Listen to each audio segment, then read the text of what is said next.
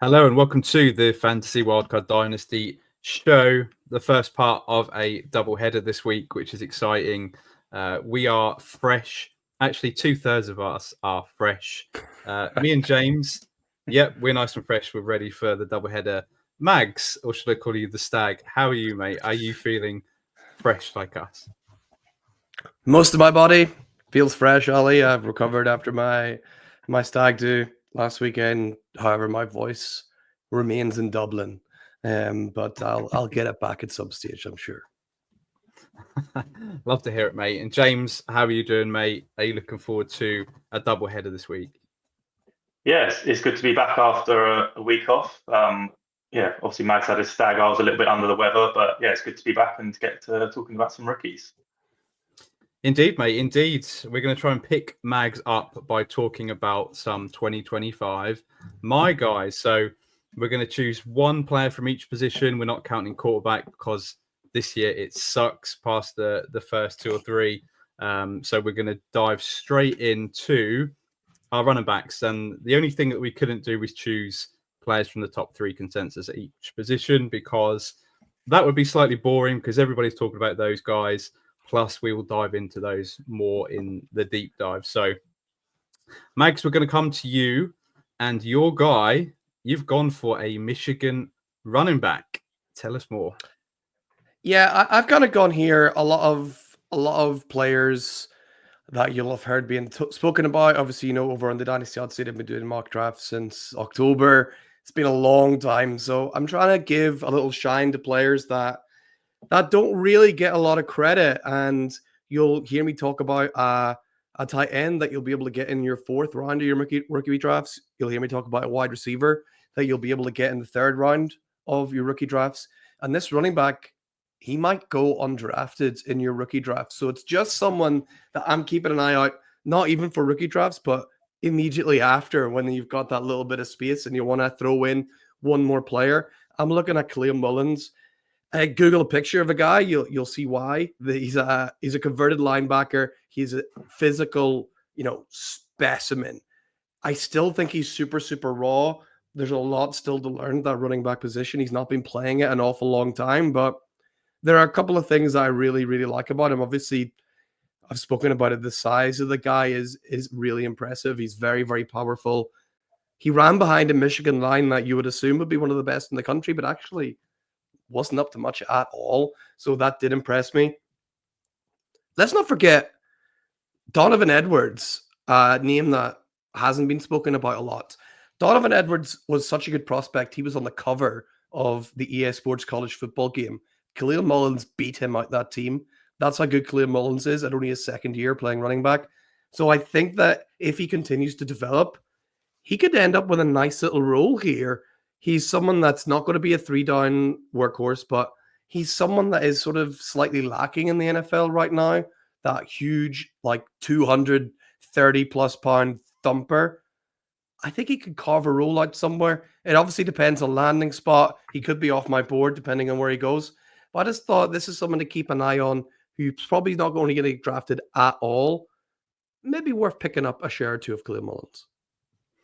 Yeah, I agree. I love watching the film on Khalil Mullins, and I just love the fact that he was able to put Michigan on his back at times when there was really not the passing game was almost non-existent this year for Michigan. They were able to stack the box against him, and you just see him bulldoze his way through linebackers and defensive line. It was a beautiful sight, I have to say.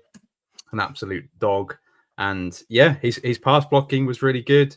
I even saw him throw a pass. He does a bit of everything.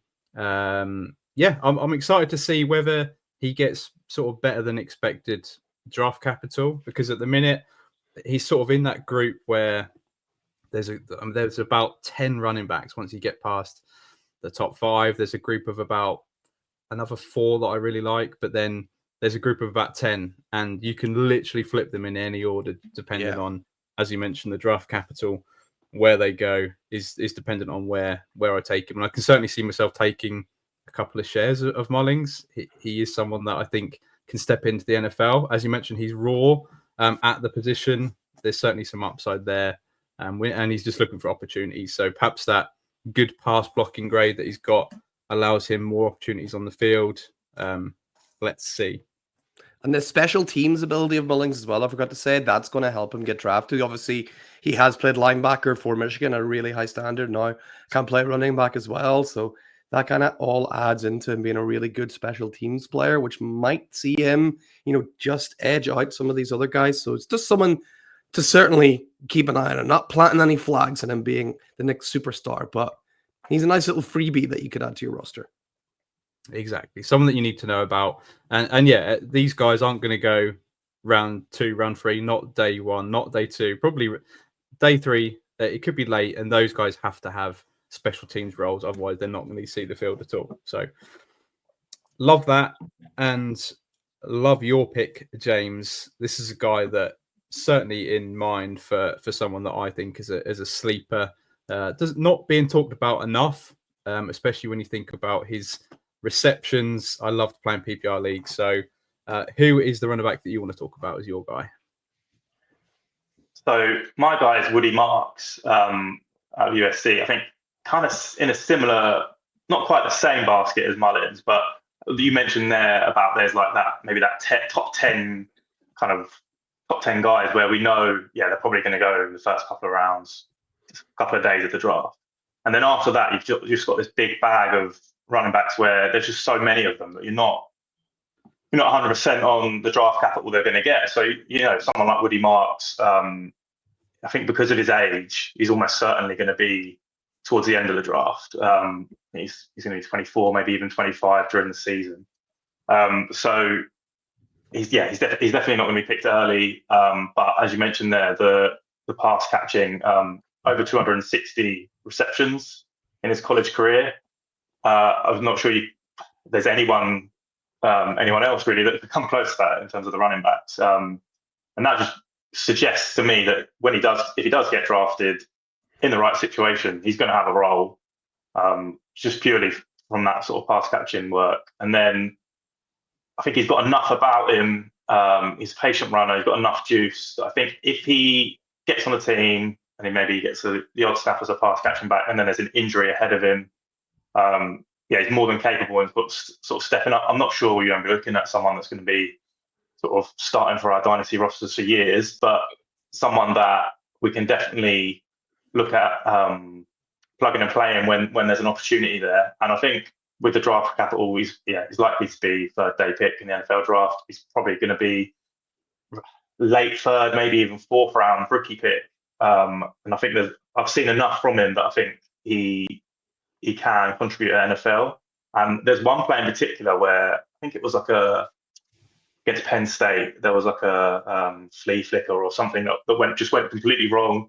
And he took up the field 20, 30 yards. And that one play just showed sort of NFL traits to me, the way he was able to sort of, turn that negative into, a big game for his team. Just really screamed that if he was to get that sort of one opportunity in the NFL, then he could be a bargain at the end of rookie drafts. Yeah, completely agree. We're looking at guys on day 3 that have an opportunity, and where is it? If it's Khalil Mullings in special teams, is that how he gets on the field? We're looking for Woody Marks, someone maybe comes in as a third down, change of pace back, looks good on third down, and then does he earn more of a role that way?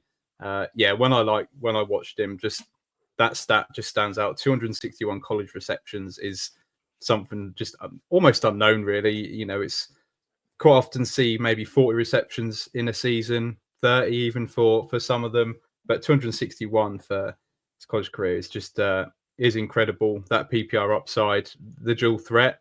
In yards per route run, he's third in the class, only behind Cam Scatterbo and Ashton Genty. Not too bad, 1.43. And this is a guy that you see the analysts and especially USC fans that have obviously been watching it all season. And I really liked Marshawn Lloyd last year, and they're saying that Woody Marks is a much better version of Marshawn Lloyd. So that's quite exciting. Is this guy going to earn himself a third down role to start off with? Is he going to land in a decent spot where he can have that role to start off with? Because, as you mentioned, sort of that third round, fourth round is where I'll be drafting plenty of running backs and looking for the likes of Woody Marks to shore up my running back room. Mags, is Woody Marks someone that's been brought up on any of your rookie mocks as maybe a sleeper? Do you like Woody Marks? Yeah, well, I had a pretty good grade on Woody Marks, and also who I thought was his teammate, Jaquavius Marks, and then I realized it was the same guy. Because I just listened to the commentary, it's like, wow, they got 2 pass-catching backs called Marks. Huh? What are the odds in that? And then it's like, oh, it's the same guy. So I was able to put those grades together. It's like, wow, this guy's really good, actually. So, yeah, he's come up a couple of times as, back end of the second is the highest I've ever seen him go.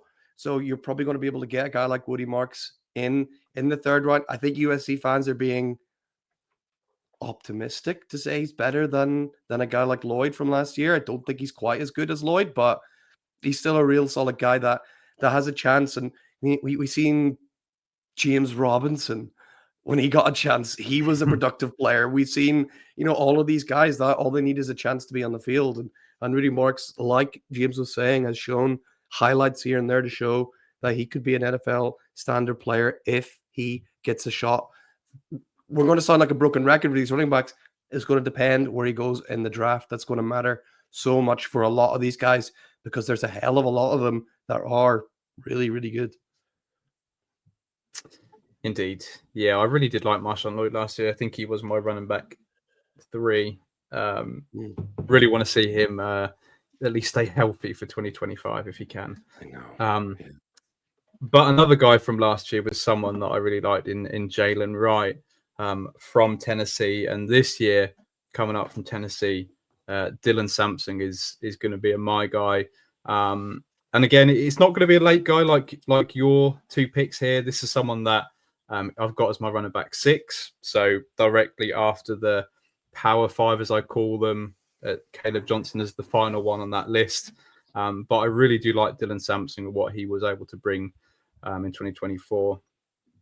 5'8", 200 pounds on the nose, which is crucial because we know, us dynasty analysts, that if he's under 200 pounds, nobody wants to touch him because he's going to be a bust. He's too light. But the fact that he's dead on 200 pounds means he's absolutely fine. He's in the clear. And yeah, he doesn't just have a nose for the end zone. This guy's got an industrial magnet for the end zone. 22 rushing touchdowns in 2024 alone on 258 carries. Love that. 1,491 yards, 5.8 a carry. Didn't quite have the receptions that Woody Marks did. Just the 20 receptions this season for another 143 yards. I just don't think that was the way the offense functioned, but he did show that he was capable. And he reminds me a lot of a guy that I know a lot of in Bucky Irving. He was just short of 200 pounds. He was quite small, but he played much bigger and stronger than 200 pounds, much like Dylan Sampson does.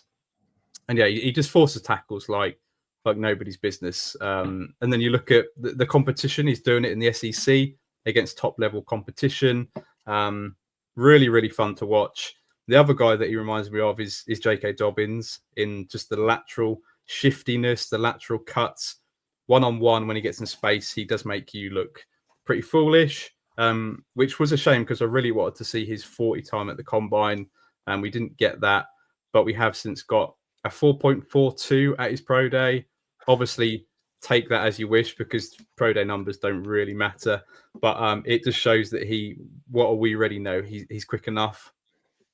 The only real concern for me are the fumbling issues. It is a bit of a concern where he does tend to get the ball ripped out of his palms quite easily and far too often. Pass protection's not great, something that is going to be worked on straight away for him to be able to be a true 3-down back. But yeah, I just think draft capital, I think he's going to go slightly earlier than your 2 guys. I think he's projected late day 2, early day 3, so he could still be in day 3.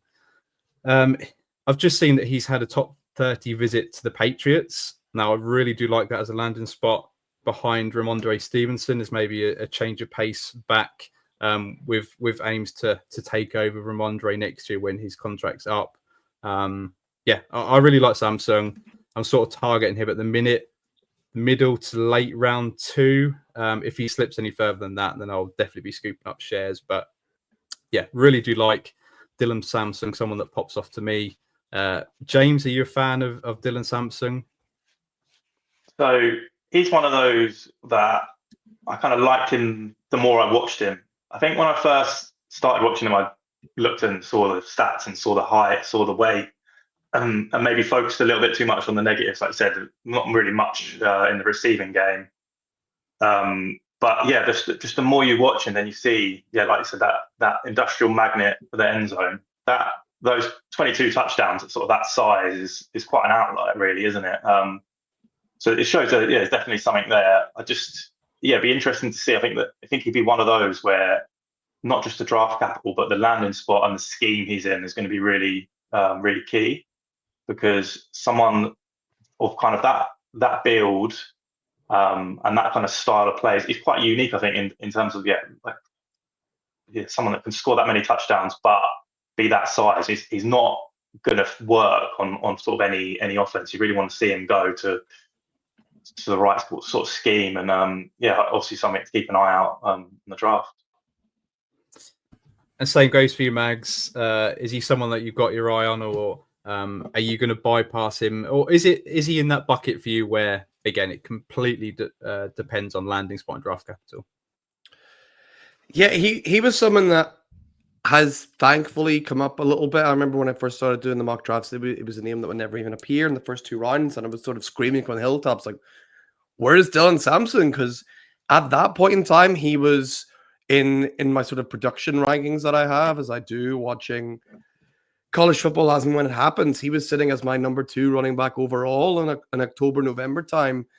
Kind of tapered off a little bit in terms of what I was seeing, and he finished as the 6th overall in terms of just raw production from what I've seen. But yeah, he's someone I like the whole year. I think that nose for the end zone, it's kind of hard to translate. I mean, I've not seen a prospect with a better nose in the end zone than Blake Corum, and we haven't seen that happen yet in the NFL, much to my chagrin and my hate for Kyron Williams, as we all know. But maybe Dylan Sampson will go to the Rams, and then he'll be the guy that takes away Kyron's workload. Who knows? Real nice spin move as well, Dylan Sampson. That was one of the notes I had. He threw in this lovely little spin move every now and again. Real nice to watch. So yeah, I'm a fan for sure. Yeah, end of the second round to the Chiefs, I reckon. I'd quite like that landing spot. Love it. Yeah, we're going to move on to this is another guy that I would love to see on my NFL team. I'd love to see him on the Chiefs. He was definitely in consideration for my guy, Xavier Restrepo. Mags, talk to me about your love for Restrepo, because you do love this guy. Yeah, I just think he's your like white slot guy. Like, we say that? Like, that's like, he's everyone and their dog has comped him to Hunter Renfrow, and let's not forget how successful Hunter Renfrow was for that 1 year. Ali, don't ever you forget that, right? He's just someone that seems like isn't going to play like a rookie. I think he's going to come in like an old pair of hands. He's going to come in. He's going to play in the slot. We know that for sure. He's hopefully going to be trusted really quite immediately. I would hate for him to land in a super crowded room. I just think he needs to go somewhere like, I don't know, like the Panthers, right? Where they just need someone like, who can I trust? Who can I throw the ball to and be safe and reliable? Xavier Restrepo really fits that mold. He's on paper not great. You know, you look at the size, you're like, oh. You look at the speed, you're like, oh, I don't know. But he was that size and he was that speed playing at Miami, and he's their all-time greatest receiver. He made Cam Ward go from a guy that no one was really talking about to Heisman contender and number 1 draft pick overall. Xavier Restrepo is one of the main reasons Cam Ward is up there. Cam Ward would not be the number 1 overall pick without Xavier Restrepo's unbelievable assistance. So there's a chance he could even be paired up with him in Tennessee. Mm-hmm. That would be that's the dream landing spot for Restrepo. If he goes there, I'm really taking notice. Like I said at the top of the show, I've not seen him go in the second round almost at all. He's a 3rd round rookie draft guy. I think it's worth a punt. I don't usually love 3rd round receivers, but he's one I'm willing to take the risk on. Yeah, do you think you'll be able to take the risk on Restrepo, James, in any of your rookie drafts? Is he someone that if he drops to the third round, say mid-third, would you take a punt on him then? I think third round, yeah, for sure. Like we've kind of touched on, but we're probably going to be running back heavy in the third round of rookie drafts. But if there is a the odd one where Restrepo is available, I think for sure he's worth a risk. It's not really even a risk, is it, in a third round rookie pick? But it's kind of exactly what Mags has said there. You look at him, there's nothing really exciting, is there? There's some yard after the catch flashes in there, but there's nothing that really jumps out at you. But it's just the consistency, and like he plays ahead, got sort of above his age, if you know what I mean. Like he's just tough, and yeah, he just screams someone that is going to be playing regularly as soon as they're drafted. He's going to be on the roster, on the field. It maybe is a little bit, again, sort of landing spot dependent on who else is in that wide receiver room. But I think as soon as he's on the field, he's going to be that quarterback's best friend. And maybe it is Tennessee. He joins back up with Cam Ward, like Max said. Yeah, that'd be pretty sweet. Drop rate of just 2.8% through his career. Reliable, just someone that moves the chains, knows how to get open, already looks like an NFL wide receiver. As you mentioned, quarterbacks will love him. He really reminds me of Lad McConkey that I loved from last year. Just someone that was able to be twitchy, just get open, not do too much after that. Not going to see him burst a massive 70-yard run.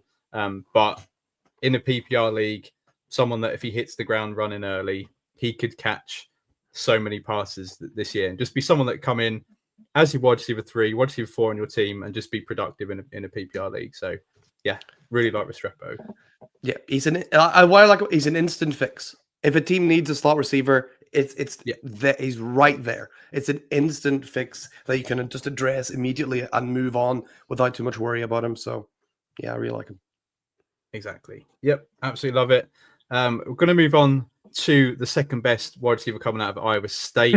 Moving over to you, James, and this guy. Was there a bigger riser from the combine? I'm not quite sure. Yeah, so just to clarify, he's definitely the best wide receiver from Iowa State. We're talking about Jalen Knoll. Just to pick up on the point you mentioned earlier, we're not supposed to be looking at top 3 consensus wide receivers, but if you look at Chris Sims' rankings from today, this is the wide receiver 3. Like I said, he's really been sort of rising since that combine, which was, I think we spoke about it in our combine reaction show as well. At a 4.39 40, he was led the class in wide receivers in vertical, the broad jump, and the bench press as well, which might not be a huge indicator for us of what it's going to be like on an NFL field, but it probably will certainly help with his draft capital.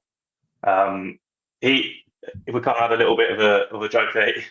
He I think he is the best receiver from Iowa State, sorry. But he's a complementary weapon. He's not an alpha. So obviously we're going to talk about your guy in a bit, who was the alpha. That doesn't mean that Jalen Knoll isn't going to be able to lead a team in receiving yards. I mean, he did lead the team in receiving yards this year. But he's just not going to be the alpha on the team. He's not going to be the guy that gets the third down, who the quarterback's looking at.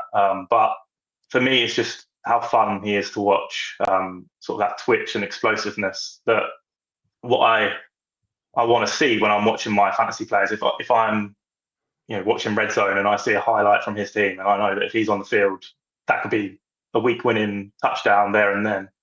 And for me, I guess the hope is that he gets a nice landing spot, day 2 draft capital, and then he's still a second-round rookie pick. It's unlikely, obviously, that he's going to be pushed up into the first round, but I think in that second round of rookie drafts, I'm really looking to shoot for upside for someone like Jalen Knoll, who, whenever he's on the field, he's a real threat to sort of score, get yourself 10, 15 PPR points there and then.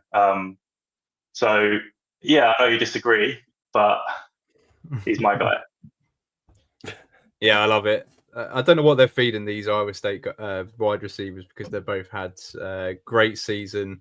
And yeah, two real hot prospects going into the NFL draft. I don't think he personally needs to be the target monster to be effective in fantasy. Obviously, with his elite speed that he's shown, he can play in the slot, he can play outside, he can go vertical. So I do think there's some ceiling there. I really do, especially in the right offense. So yeah, really do like Jalen Noel. Mags, are you a fan of Jalen Noel? I'm not going to ask you who the best wide receiver on Iowa State is, but are you a fan of Noel? Well, funny you should say that. I just pulled up my in-season rankings there to see who was, I think, the better player overall. And I swear I'm not making this up. They're tied. They got the exact same score, which is kind of unbelievable. I didn't even realize that had happened. For me, Noel is one of those guys where if you catch him on the right game, you're like, wow, that was a lot of fun. You're like, that was a hell of a lot of fun to watch. Whether he can pull that out and do that more. What's the word, guys? Come on. Sorry, the stag is killing me. What's the word? When you do consistently, that's the consistently, word. Yeah. Thank you. Whether he can do that more consistently, that is the big question about Jalen Noel. If you look at his sort of game logs, you can see, wow, he goes for like 167, 150, and then it's like, 30, 40. So for him, it's going to be about trying to harness that and use it in the NFL, or he's unfortunately going to be a guy that you can never trust starting and get that dreaded best ball guy tag. Yeah, he's clearly a big riser from a couple of months ago. Really interesting to see just how far he could go. If he gets drafted ahead of my guy that we're going to talk about, would not be surprised whatsoever because of that elite trait that he's got over Jaden Higgins. But yeah, it'd be interesting to see if he gets higher than expected draft capital, where you're going to have to take him in rookie drafts will be really interesting. But we'll move on to my guy, and it is Jaden Higgins from Iowa State also. And it's probably changed from, say, a month ago. I was just all over Matthew Golden, but again, he's sort of up there with consensus top 3, top 4 now. So I kind of can't talk about him. I've probably talked about him enough anyway. So select Jaden Higgins, who is a big riser for me. He's now up to my wide receiver 6, and actually, I'm feeling like I may even put him up higher than that. I really started dialing into Higgins at the Senior Bowl. He was sort of the big standout. 6'4", 214 pounds. His twitchiness. All right, when they do their one-on-ones with the cornerbacks, it's pretty unfair. And he was able to get open so often. Just looked different and a bit wrong for someone that size to be able to get open that easily. Then followed into the combine, 4.47 40 time, which on paper doesn't sound amazing, but at 6'4", 214 pounds, that is 94th percentile speed score. His broad jump and vertical were also 88th and 89th percentile. So overall, if you listen to the RAS score at all, most people don't, but he scored a 9.87 out of 10, which is 46th out of 3,408 wide receivers from 1987 when they started recording the metrics. So It just shows that he's pretty darn athletic. He's clearly got the size. His hands. Now, I want to talk about his hands. They are incredible. He's got such soft hands. I'd even throw a baby at him and just, you've got no fear that he's going to drop that kid. He's going to come down. That kid is going to still be asleep. There's just such soft hands. And then you look at production. He's over 2,000 yards the last 2 seasons. He can win all over the field, outside, inside as a big slot. You look at modern day NFL, there's big slot winning at the minute, especially for fantasy. That is really pretty relevant. He's not going to burn corners. He's done it a couple of times, but contested catches, he's pretty much a monster. He's played the full route tree, which is interesting and stands him in good stead for the NFL. the fun fact, actually, we talked about which one is better, but looking at these two as a duo, Higgins and Noel are the first wide receiver duo to both record over 1,000 yards in the Big 12 since 2018, when a certain duo from Oklahoma, CeeDee Lamb and Hollywood Brown. So that's quite interesting. My expectation for Higgins is going to be a mid-second round pick. I've seen him drafted earlier than that. I've seen him drafted slightly later than that. So be really interested and hopeful that he gets drafted early round 2. I think he projects to be a wide receiver 2 straight away on a team. I'm not going to project him to be an alpha. He's got the alpha size, the athleticism, but I'm not going to project that straight away.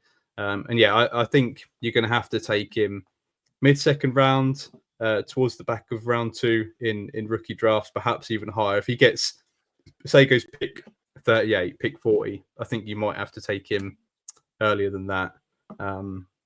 He's someone that I absolutely love. And Mags, I'll come to you for Jaden Higgins, because you've obviously spoke about Jalen Noel. Are you a fan of Jaden Higgins? Yeah, Higgins seems to be the more consistent of the two. I do think I had more fun watching Jalen Noel, but Higgins might be the guy that could have more success. There's one thing I just can't get rid of for whatever reason. He reminds me a lot of Keon Coleman, who I didn't like, but I think I still like Jaden Higgins. I can't quite shake it. It's like he's like a slightly nicer version of Keon Coleman, who, obviously, as you remember from last year, did not like Keon Coleman one bit, and we've seen he's not done great. I think Higgins is a bit more about him, though. Yeah, let's hope so. Obviously, Keon Coleman got the draft capital and the landing spot that we all liked, but we've not seen the production right away. James, is there anything nice to say about Jaden Higgins? Obviously, he's not as good as Jalen Noel in your eyes. Yeah, absolutely not. Nothing nice to say. No, I'm joking. When I watched Jalen Higgins, just the first thing I wrote down was size, and I think that's something that really shows up. And you kind of mentioned it there, like the power slot role. I think with him playing with Jalen Noel, I think Noel was probably in that slot role a lot more. But I thought I really liked Higgins over the middle of the field, and I think he could quite easily be that kind of that go-to target for a quarterback. That in a PPR league, he is going to be the far more consistent producer than Noel.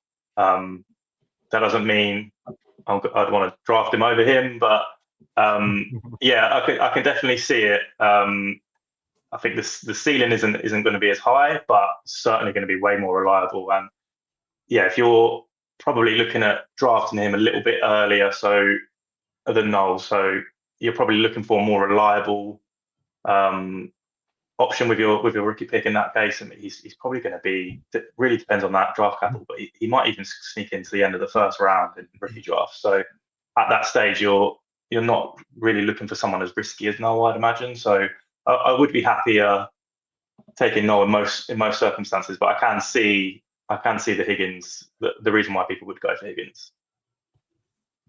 Yeah, I think that's good evaluation of Higgins. Not that biased, but definitely take it. And speaking about production, we'll move on to the tight end position and go over to Mags. This guy was definitely productive on a high-powered offense in 2024. Yeah, can we give Gunnar Helm some love, please? People talk bigging up this tight end class, talking about how amazing it is, and it is pretty good. But watching the tape and watching Texas, you could not watch Texas last year without hearing Gunnar Helm's name over and over and over again. I think he's a real solid prospect. Like I said, this isn't someone that's going to be jumping, out your drafts. You're going to probably be able to get him in the 4th round of your rookie drafts. And I think he's someone who's going to come in. He's a really good blocker already. He's able to run a lot of different routes already. I think he's ready-made to come in. And we've seen issues before with rookie tight ends not being able to come in and play right away. That is going away slowly and surely. I think Gunnar Helm should be able to carve out a role for him at tight end. We know it's a bit of a crapshoot. That's the bit of the issue. We don't know what these schemes are going to do. So it's a bit of a dice roll, but I quite like taking a little dice roll on tight ends in the 4th round. And Gunnar Helm for me seems like somebody that can carve himself out a meaningful role, at least meaningful enough to spend a 4th round pick on. And you know, someone apart from Brock Bowers, somebody's got to be good at tight end, right? Why not Gunnar Helm? Exactly. I was literally about to say that I think that in most scenarios, most years, we don't often say, you know, go for a punt on tight end, you know, round 4. In, you know, that's the point where you still want to be focusing on, is there running backs with any sort of ceiling that can come in and have a role. But I just think there's a scenario this year where you've got the top 2 tight ends in Dynasty, and then it's the massive gap to the next one, and there's a void. I think the top 10, the top 12 is just not set at tight end, where I think there's going to be 3 or 4 of these tight ends that come in that end up in the top 12 this year. So why not take a punt this year on someone like a Gunnar Helm that has been productive, led his team in receptions? Yeah, why not? Are you a fan of Gunnar Helm? Is he someone that you can see yourself taking a swing on, James? Yeah, I think he's certainly not been helped by that combine, obviously, where he rolled his ankle or something early on. I think that helped him. I'm like, dog. Yeah. Like, like he went through that. I'm like, yeah, he's gone up in my books from that. When you look at like I think the one of the knocks would be his athleticism and things like that. So you kind of hoped that at the combine maybe he'd be able to, you know, quieten that a bit. And obviously with that injury, he certainly didn't. And I think that has kind of maybe that won't affect the NFL in terms of drafting him, but it probably puts something in the minds of people in rookie mocks, real rookie drafts. And if he does if you sort of see him get drafted as maybe that 7th or 8th tight end in the NFL, and you've got those other guys that go above him, you definitely could get him in the 4th round of a rookie draft. And I think then at that point, it certainly is worth taking a shot. I think it's another one where he's not really all that exciting, but he's going to be so reliable. He catches everything. So PPR, tight end premium leagues, it doesn't take much for someone to get like sort of 10, 12 points a week. And then, like you said, Ali, he could easily be a top 12 dynasty tight end in a year or two's time. So yeah, if you're getting him in the 4th round, then why not take that risk? Yep. Yeah, I agree. That picture of his ankle after, I think he done like a false start on the 40 time, and it was like he rolled his ankle and then it blew up, but he still carried on and finished his drills, which was just, what an absolute dog mentality. But yeah, we're going to move on to James's tight end, son of a former NFL great, LSU prospect Mason Taylor. James, talk to me about your guy.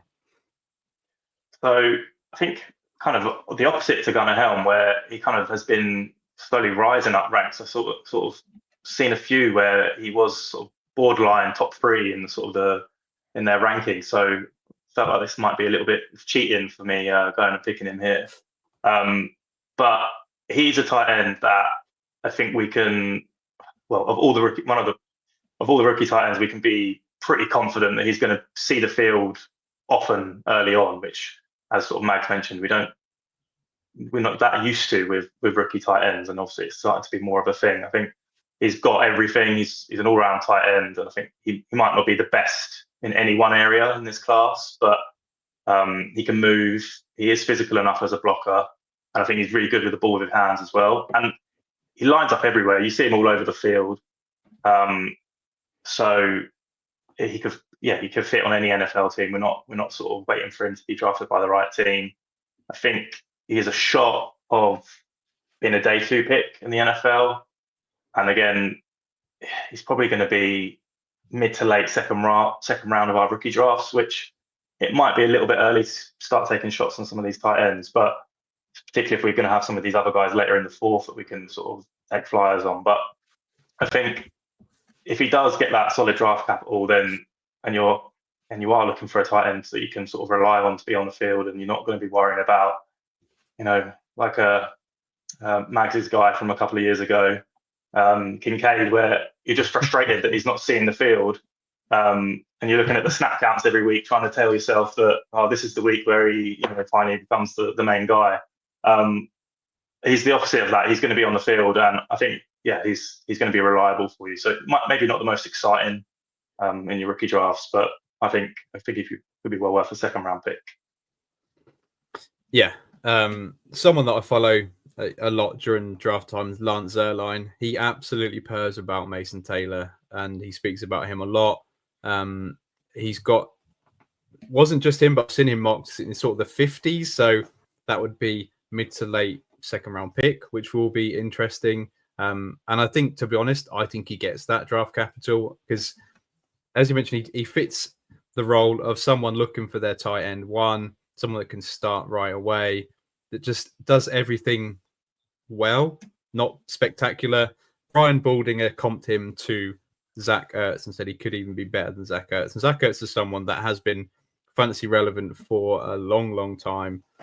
So yeah, if you're getting him perhaps in the third round of rookie drafts, if he gets really good draft capital, I can see myself taking a chance on him, especially in a tight end premium league. Mags, are you a fan of Mason Taylor? No, not really. I think it's a guy I obviously need to go back and watch more of because, like I said, I watched every LSU game. He didn't really come up. Not gonna lie. Like Mason Taylor, not a name that come out. And if you look at the stat line, his best game was 77 yards. Everything else is pretty much under 50. He had 2 touchdowns on the season. Like, I think most of the time watching LSU, I was just purring over Caden Durham more than him in a couple of years. My goodness me, look out for that young running back. But I to be honest, lads, I just didn't see it. I didn't see it at all. Didn't notice him. Never stood out. I had to go back and check. I even had notes in him whenever I first started hearing his name. And I was like, oh, I too. It's like, and he's just way down my board. So I need to go back and check again, basically, to see what exactly was I missing on Mason Taylor. Obviously, the scouts love him. You guys really like him. Tons of other people like him. So I'm thinking, what am I missing? So I'm going to need to go back and check. Well, hopefully, Mags will pick you up with, to be honest, another tight end that's not going to stand out in the stat box, but just for me, I think is a prospect of someone that stood out, and that is Elijah Arroyo from Miami. Obviously played with Cam Ward. We mentioned this offense already, and I'm just going to start with just the tight end evaluation. I think is difficult. You've brought it up that people say this is a really good tight end class, but I feel like we seem to say this every year because we have athletic big guys that come in and we think can be the next whoever, David Njoku, but we always get it wrong. And I just think it's difficult. What exactly do we look for in a tight end prospect? We obviously want our tight end prospect to come in, be that all-round tight end that can do everything, like a Brock Bowers, be able to block. He's got to be able to block, but he needs to be a target as well. He can't just be that blocking tight end. He needs to be able to be on the field for them passing plays. He needs to be a red zone weapon as well. But yeah, it's difficult to get a prospect that just does all this because we want an athletic tight end. There's so many that can't block. And then if they can't block, will they, only come in on the pass plays? Will they not be in on running plays?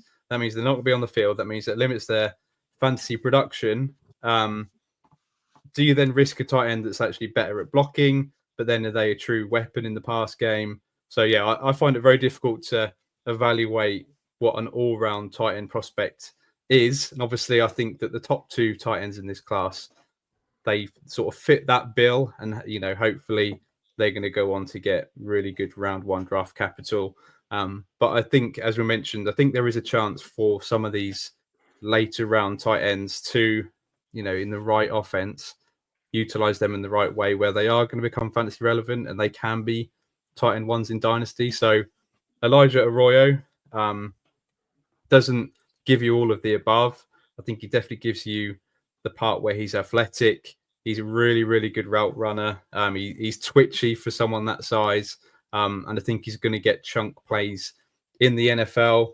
He doesn't drop the football either, so his career drop rate is just 2.1%, so really, really reliable.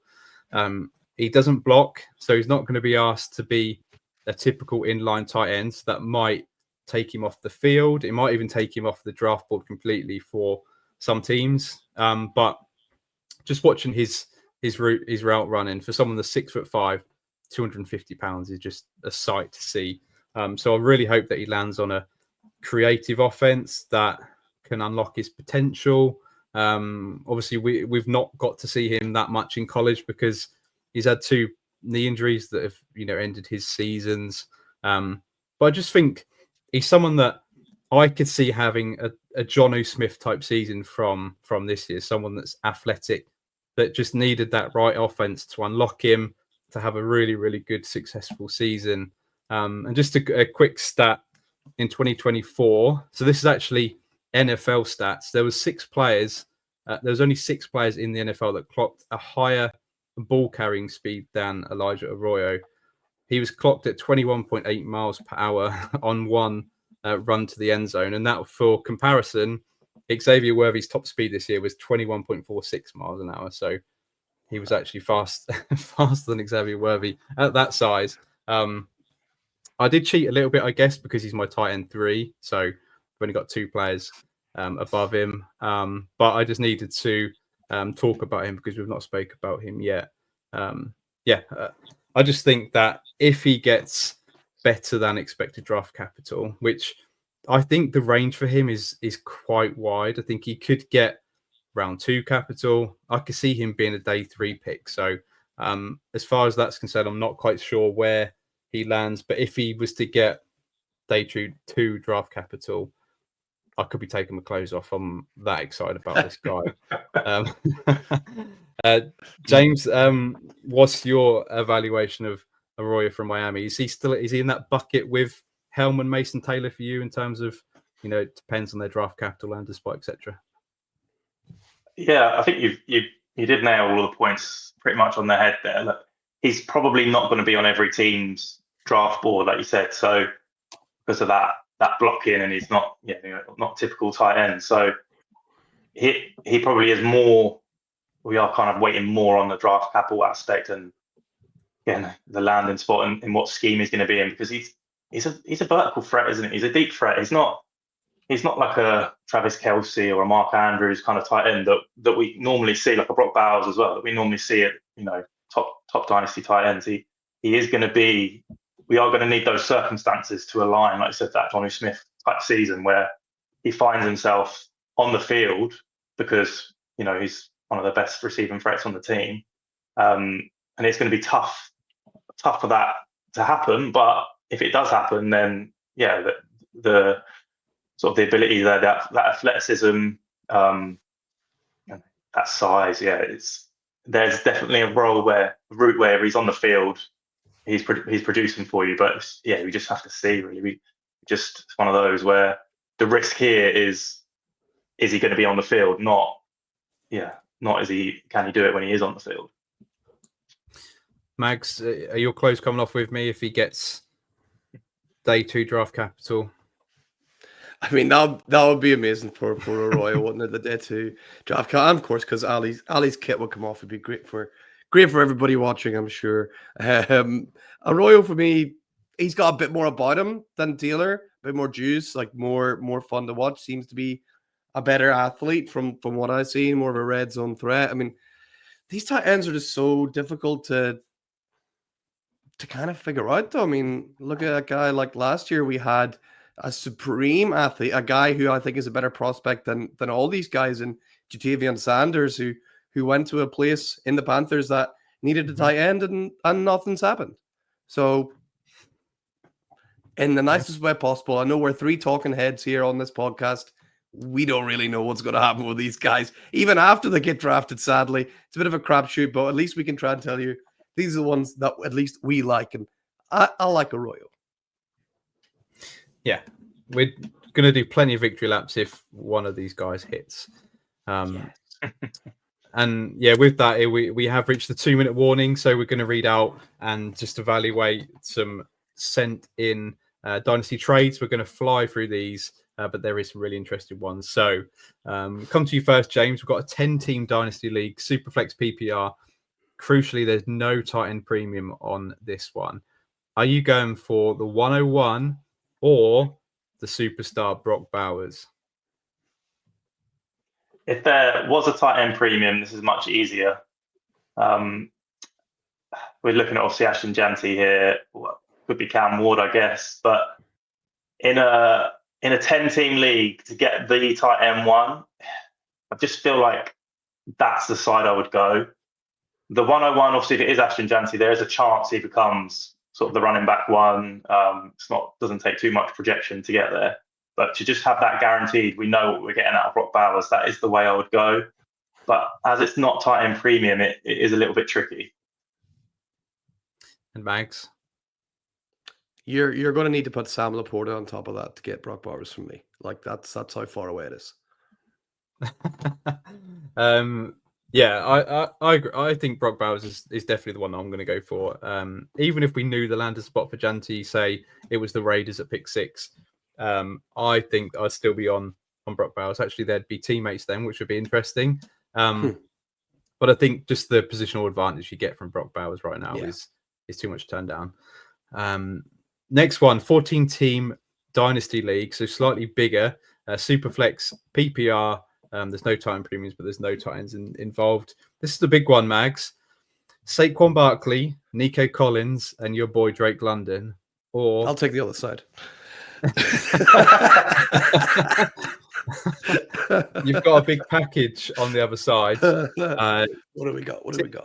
T. Higgins, Breece Hall, Rashee Rice, the 207 this year, and a 2026 first. How do you break this one down? That's pretty simple for me. I don't know about you boys, but I'm looking at two guys on one side that have shown that they are solid dynasty commodities, one that's yet to be proven, and on the other side a guy that's never really proven to be a solid dynasty commodity in T. Higgins, Breece Hall, who can be, but he spends a lot of his time in the sidelines, Rashee Rice, who's more interested in starring in hip hop videos and getting arrested than doing a hell of a lot else, sadly. Saquon and Nico Collins. Nico Collins is super, super underrated. And Saquon Barkley, believe it or not, I still think is super underrated. People think because he's old that they got to move him down. He's just signed that extension. It is 14 teams, so give me all the proven commodities I can get. I don't want to take risks in a 14-man league. That 2026 first, that could be the equivalent to a 202 in other leagues, so could really be a second. I'll take the side with Saquon, Collins, and Drake London pretty easily. James, are you in agreement, or would you go for the side with the more picks? Max has won me round. I always enjoy listening to the start when Max starts talking about these trades because he makes it sound so straightforward, and I don't actually know which side he's going to pick. Initially, I was thinking in a 14-team league, I would take the side with the more players, the more picks, but actually do now agree with Max. The proven commodities are more so on that Barkley, Nico Collins, Drake London side. So yeah, if that 26 first did turn out to be pick 13 or pick 14, it's a second round pick really. I know it's not a lot of difference, but Mags has won me around, and I'd go for the top side. Yeah, you're both smart gentlemen. I can't see anything other than Saquon Barkley having another top 5 season. Nico Collins, I think he's more wide receiver 6 or 7 in Dynasty. And Drake London, honestly, if he was a top 8 wide receiver this year, would not surprise me at all with Michael Penix. Me neither. Him and Penix are real nice together. Absolutely. And to a quarterback wide receiver combo in Jameis Winston and Malik Neighbors, they are also beautiful together. And he features on this next trade. So this one's for you, James. 12-team Dynasty League Superflex, PPR, Malik Neighbors, or Chris Olave, the 103, and a random 2026 first. It's difficult. Well, it is and it isn't. it just depends on the circumstances of the team. Neighbours is by far, like, we're not getting anyone. You're not getting anything near Neighbours with that 103. Chances are you're not getting anything like Neighbours with that 26 first either. What do we think of Chris Olave? Who's he going to be having throwing the ball for the next couple of years? I probably would want more if I was the Neighbours owner to sell that, but that is a lot to turn down. Mags, make it seem easy for me.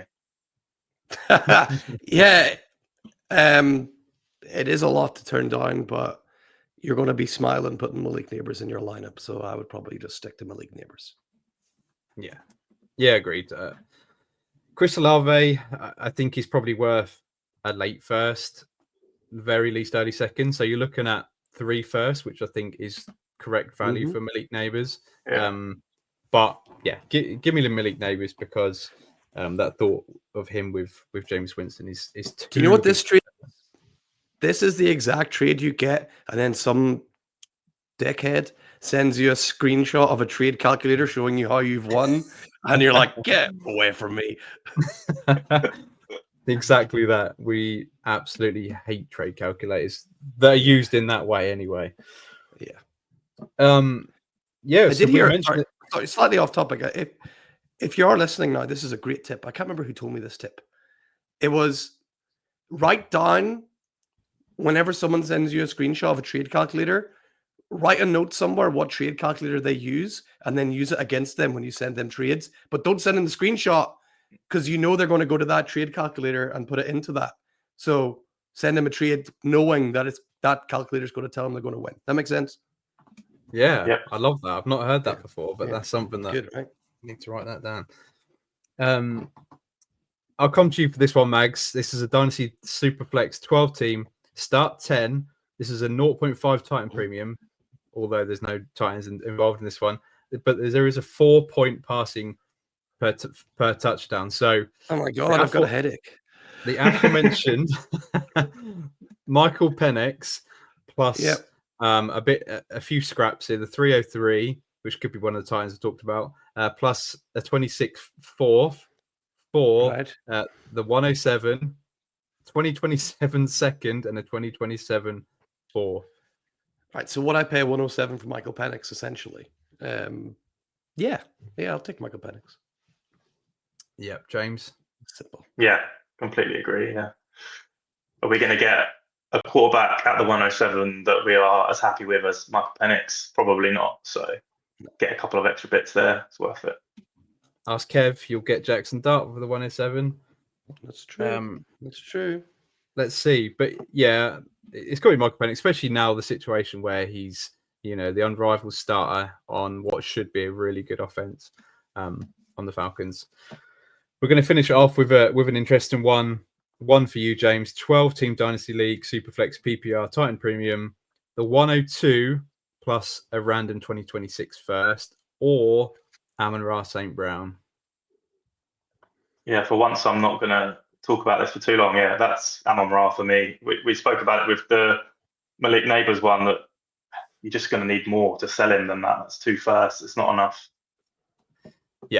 Yeah, I think even the 102, you're saying you're getting Cam Ward plus a random 26 first in a Superflex league. I think that's interesting. I think the question is, because I think, Mags, you'll be on the same side, how much more would you have to add to equal the value of St. Brown?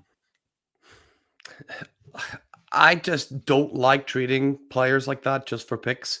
You're going to need to give me a very nice tier down from Amon-Ra St. Brown plus a pick like that for me to even consider it. So I'm going to need a player like I don't know, off the top of my head, DJ Moore, someone like that who I know I can still plug into my team and be happy with. Roma Dunze will be a good example, right? Someone who I'm happy with, like parting ways with, and getting someone in return instead of just, taking a wild guess at somebody. Exactly. Could be anything. Could be a boat. Could be anything that box with the pick. And with that, just as we approach the hour mark, lads, that is the end of the show. Thank you all for tuning in. Be sure to follow us and subscribe on X and especially YouTube. Give us a like. Give us a comment who your guys are in this rookie season. Follow us at Fantasy Wildcard and at Wildcard Dynasty, and join us for our show every Tuesday. Although with the double header this week, you get 2 shows. Thank you once again. Have a good one, and we'll see you again soon.